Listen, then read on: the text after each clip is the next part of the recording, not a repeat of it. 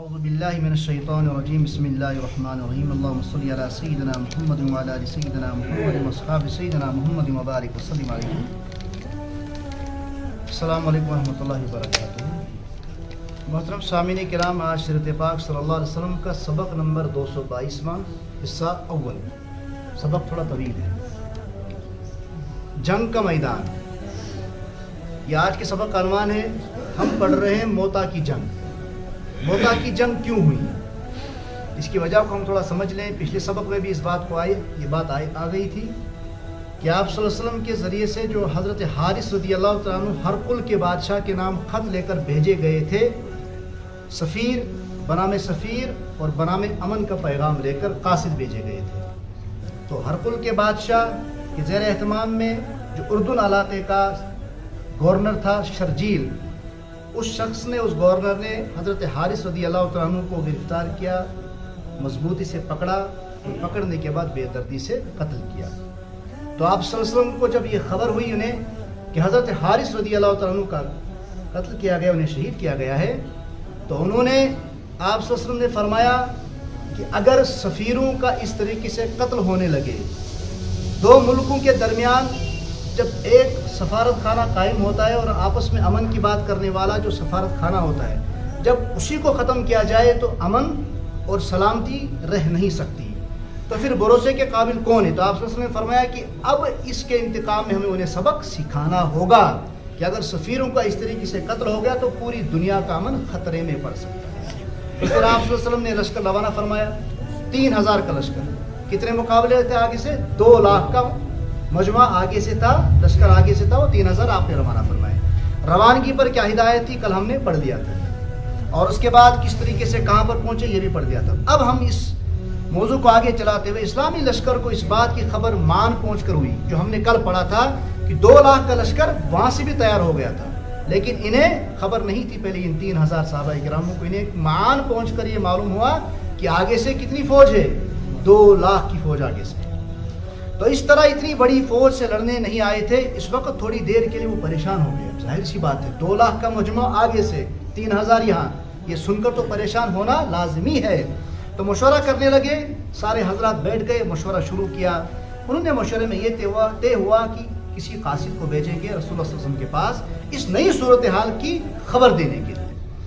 تو اس کے بعد جب اب یہ رائے طے ہونے ہی والی تھی، لیکن حضرت عبداللہ ابن رواحہ کھڑے ہو گئے اور انہوں نے فرمایا، جن کو نبی پاک صلی اللہ علیہ وسلم نے تیسرے امیر جنہیں منتخب کیا تھا حضرت عبداللہ بن رواحہ کو، او لوگو، مجھے لگ رہا ہے تم ایسی چیز سے پیچھے ہٹ رہے ہو جس کی طلب میں تم یہاں آئے تھے.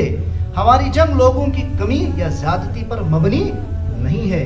ہم جتنے کم ہوں یا زیادہ ہوں، یہ مقصد ہمارا نہیں ہے. ہماری جنگ اس دین کے پیچھے ہوتی ہے جس سے اللہ تعالیٰ نے ہمیں عزت عطا کی ہے.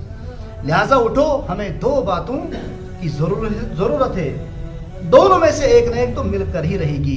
یا تو ہم فتح پائیں گے یا شہادت پائیں گے، دونوں ہماری منزل ہیں. سب نے کہا بے شک آپ کی بات پر حق ہے.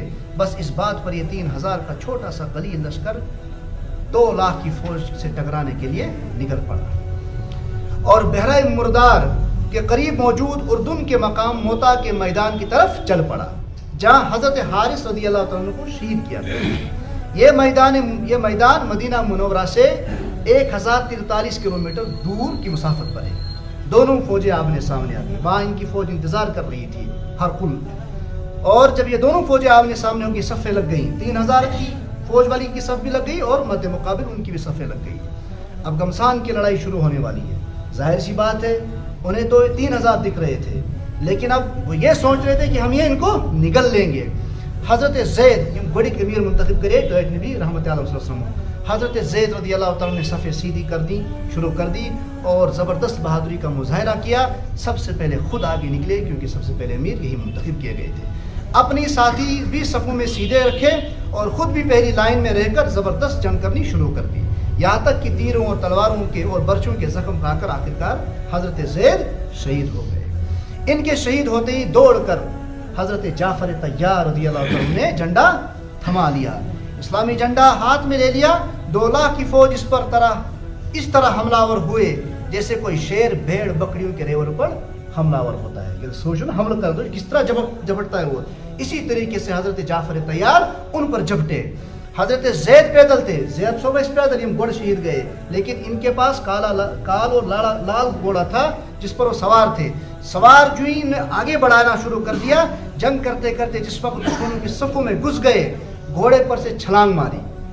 حضرت جعفر طیار گھوڑے پر سے چھلانگ مارنے کے بعد جب وہ نیچے آ گئے, پلٹی مارنے کے بعد تلوار نکال کر سب سے پہلے انہوں نے اپنے گھوڑے کی ٹانگیں کاٹ دی.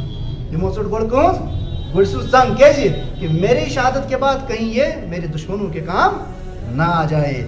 پھر پیدل کے بعد دشمنوں پر ٹوٹ پڑے. اس وقت اپنے آپ کو مضبوط رکھنے کے لیے عجیب شعر پڑھ رہے تھے.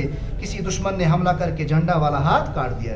ایک ہاتھ سے جنڈ, 20 ہاتھ سے تلوار, اور وہ تلوار بازی بھی کیا ہوگی اس وقت کی, اور آپ کا ہاتھ مبارک شہید ہو گیا. اور اس کے بعد جھنڈا دوسرے ہاتھ سے پکڑ دیا. پھر دوسرا ہاتھ بھی آپ رضی اللہ تعالیٰ کو کاٹ دیا گیا. پھر جھنڈے کو ان دونوں شولڈرز کے قریب جو ہوتی ہیں ان سے پکڑ کر دونوں سینے سے دبا کر جھنڈا سینے کی طرف تھام لیا. اور پھر اس کے بعد اتنے میں کوئی شخص آیا اور اس نے وار کر کے انہیں شہید کر دیا. اور اس کے بعد حضرت عبداللہ ابن عمر رضی اللہ تعالیٰ فرماتے ہیں کہ میں نے حضرت جعفر رضی اللہ تعالیٰ کی لاش جب دیکھی, ان کے جسم پر نیزوں, تلواروں اور تیروں کے 90 زخم تھے. کچھ زائد زخم تھے جو سب کے سب چھاتی پر, سینے کے آگے زخم لگے ہوئے تھے, پیٹھ کے پیچھے کوئی زخم لگا نہیں تھا. ان کے بعد چھلانگ لگا کر جھنڈا حضرت عبداللہ ابن رواحہ تیم میری منتخب آئے کر ان کے ہاتھ میں آ گیا. مگر تھوڑی دیر کے بعد جنہوں نے جھنڈا تھام لیا تو خاموش رہے, سہم گئے, کچھ سوچ میں پڑ گئے, کچھ خیال آیا, مطلب کہ کچھ وسوسے آنے شروع ہونے لگے انہیں. پھر ایک دم سے ہوش آ گیا کہ بکت مقامس پر درامت کوٹ چھوئیں گے نس. تو اپنے نفس کو سمجھانے اور شرم دلانے کے لیے کچھ اشعار پڑے. ان کے چچیرے بھائی گوشت پتر گویا چچیرا بھائی گوشت لے کر حاضر ہوا کہ تھوڑا کھا لیجیے, کمر سیدھی کر لیے, تھک میں چوت ہوئی. تو جنون حضرت عبداللہ ابن رواحہ رضی اللہ عنہ نے گوشت کا ٹکڑا منہ میں لیا, تھوڑا چبا کر پھینک دیا, فوراً پھینک دیا. کیا بات کہہ کر کہ جنت میری منتظر ہے, جنت میرے انتظار میں, میں یہاں لگ گیا ہوں گوشت کھانے میں اور وہاں پر جنت میرا انتظار کر رہی ہے. پھر خطرناک طریقے سے اپنے ساتھیوں کی طرح دشمنوں کا مقابلہ کیا. آخرکار تیسرے امیر حضرت عبداللہ ابن رواحہ بھی شہید ہو گئے. ان کی شہادت کے بعد میں ترے امیر کم کرے منتخب تو نبی صلی اللہ علیہ وسلم کرے ترے امیر منتخب تم بعد بنے پانے کرے تو مشورہ کرنے کے بعد کوئی امیر اپنا منتخب کر لو. حضرت ثابت ابن ارقم رضی اللہ عنہ دوڑ کر آگے آئے, جھنڈا تھما لیا اور آواز لگائی, مسلمانوں آپس میں مشورہ کر لو اور اپنا امیر منتخب کر لو. یہ مولا امیر پنو منتخب اوڑائس کت تو ہسا بنو امیر کس حضرت زید بن ارقم ثابت بن ارقم. یہ میرے بس کی بات نہیں. ہمو فرمو کہ یہ میرے بس کت کی بہت امیری اختیار کر کے بہت امیر روزت کیا. اور یہ بات کہتے کہتے جھنڈا کن کے ہاتھ میں تھما دیا, اللہ کی تلواروں میں سے ایک تلوار حضرت خالد سیف اللہ رضی اللہ تعالیٰ کے ہاتھ میں جھنڈا تھما دیا, ان کی طرف پھینک دیا. حضرت خالد رضی اللہ تعالیٰ نے جھنڈا پکڑ لیا اور خالد تم جنگ کے ماہر ہو, تم ہی امیر بن جاؤ. یہ کہا تمہیں حضرت ثابت رضی اللہ تعالیٰ تو فوراً دور پڑائی مسلمان طرف آواز, یقیناً حضرت خالد ہی قابل امیر ہے اس وقت حضرت خالد رضی اللہ تعالیٰ امیر بن جائے. اس پر سارے ساتھیوں نے کہا بالکل صحیح بات ہے. یہ تھا آج کا سبق, انشاءاللہ اس کے آگے ہم کل پڑھیں گے. اللہ تبارک و تعالیٰ مصیرت پر عمل کرنے کی توفیق عطا فرمائے. وصلی اللہ تعالیٰ علی محمد و علی آلہ وصحبہ.